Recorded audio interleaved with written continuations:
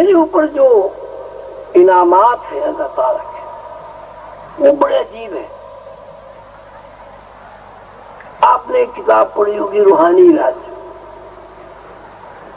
تو روحانی علاج میں جتنے بھی عملیات ہیں یا نقش ہیں یا علاج ہیں وہ سب حضور اندر بابا اولیاء رحمۃ اللہ علیہ کے لکھوائے ہوئے ہیں. اس میں میرا کچھ بھی نہیں. میں صرف ایک منشی ہوں، ایک کاتب ہوں. خود یہ تھا کہ جب کوئی مریض آتا تھا تو حضور قلندر بابا یا تو اسے کچھ پڑھنے کو بتا دیا کرتے تھے یا نقش لکھ کے دیا کرتے تھے. تو چونکہ وہ نقش میں ہی دیتا تھا مریض کو تو میں نے ایک کاپی بنا لی تھی. تو جب وہ نقش لکھتے تھے مریض کو دیتے تھے تو کاپی میں سامنے کرتے تھا، وہ اس پہ بھی نقل فرما دیا کرتے تھے. تو اس طرح وہ کتاب بن گئی. مجھے شوق ہوا کہ بھئی یہ تعویذ اور عادات کیا چیز ہے. تھوڑا سا میں نے پڑھا، کتابیں لایا بازار سے، بڑی بڑی کتابیں لے کے آیا، پڑھا. تو عجیب میرے اوپر حیرت ہوئی کہ اس کتاب میں تو وہ کوئی تعویذ ہے ہی نہیں.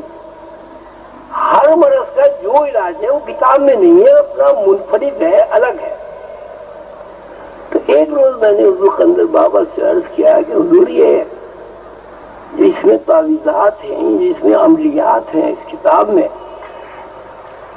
وہ کسی کتاب میں تو ملتی نہیں. نہ آپ کسی کتاب میں دیکھتے ہیں. آپ کو اتنے سارے کس طرح یاد ہو گئے؟ تو مسکرایا اور مسکرا کے فرمایا کہ نہیں، نہ مجھے یاد ہے، نہ آپ کو یہ کتاب میں اس لیے ملیں گے کہ میں کتاب سے لکھتا ہی نہیں. تو میں نے عرض کیا حضور پھر کیسے لکھتے ہیں آپ؟ تو وہ کہا کہ میرے پاس کوئی مریض آتا ہے اور میں تشخیص کرتا ہوں کہ اس کو فلاں مرض ہے، تو میں جو ہے محفوظ پر دیکھتا ہوں کہ اس مرض کا علاج کیا ہے. جو میں محفوظ میں دیکھتا ہوں وہ نقش لکھ کے مریض کو دے دیتا ہوں، آپ کو لکھ کے کاپی میں دے دیتا ہوں. تو اس طرح یہ کتاب روحانی علاج مرتب ہوئی. یعنی اس کتاب میں جتنے بھی امراض کا علاج ہے دراصل وہ لوح محفوظ سے براہ راست منتقل ہوا. اس کتاب کو میں نے ترتیب دیا. ترتیب دینے کے بعد خیال آیا کہ اس کتاب کا انتساب حضور خواجہ غریب نواز کے نام سے کرنا چاہیے. پھر خیال آیا داتا صاحب کے نام سے کرنا چاہیے.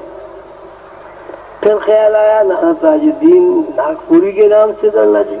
مطلب یہ کہ ذہن کسی ایک جگہ ٹھہرا نہیں. تو اس میں عجیب زچ ہو گیا کہ بھئی کیا بات ہے، میرا ذہن ٹھہرتا کیوں نہیں ہے.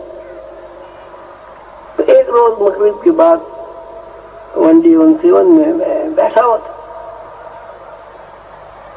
کچھ لکھ رہا تھا. لکھتے لکھتے کتاب کا خیال آیا کہ اس کا کیا نام رکھنا چاہیے. تو بیٹھے بیٹھے وہ میں نے تکیے کے اوپر سر رکھ دیا، جیسے سجدے میں آدمی چلا جاتا ہے غیر اختیاری طور پر. مجھے نیند آ گئی، سو گیا میں. آپ دیکھا کہ سیدنا حضور علیہ الصلوۃ والسلام کا دربار ہے اور میں ایک چھوٹا سا بچہ ہوں، 7-8 سال کا، یہ 6 سال کا، اور میرے ہاتھ میں ایک کتاب ہے.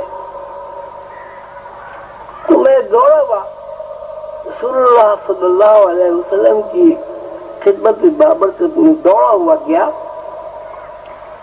اور میں نے بالکل بچپنے کے انداز میں عرض کیا یا رسول اللہ صلی اللہ علیہ وسلم میں نے کتاب لکھی.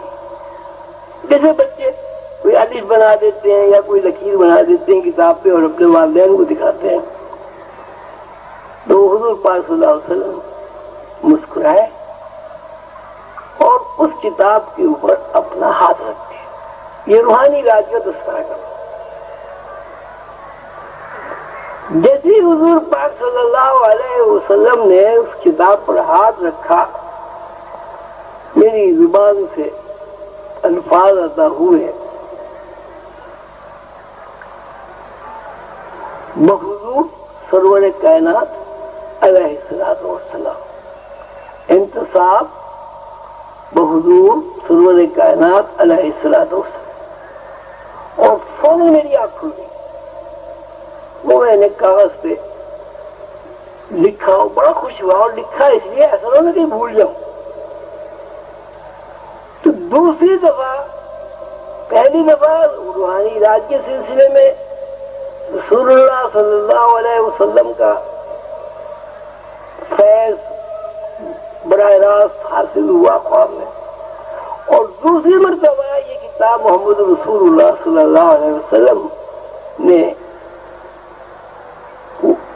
اس کے اوپر خوشنودی کا اظہار فرمایا۔